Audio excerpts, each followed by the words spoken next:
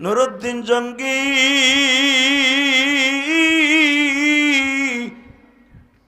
গর্তের মধ্যে যখন নেমেছে, কিছু দূর যাইবার পরে আর কোনো বাতি লাগে না, পুরা গর্তটা বাজান একবারে আলোময় হয়ে গেছে।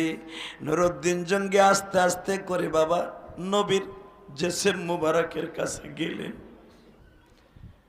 কদমটা বুকের মধ্যে লাগাইয়া একটা চিৎকার দিয়ে বললেন, নবীজি আমার ভুল হয়ে গেছে,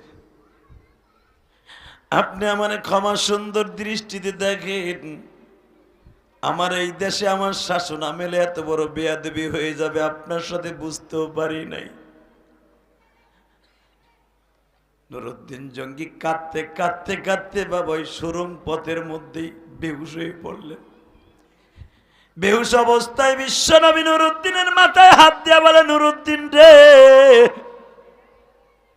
চিন্তার কোনো কারবার নাই, আমি আজ থেকে খুশি হয়ে গেলাম তোমার উপরে, একটা শর্তে আমি তোমারে মাফ করে দিতে পারি গো,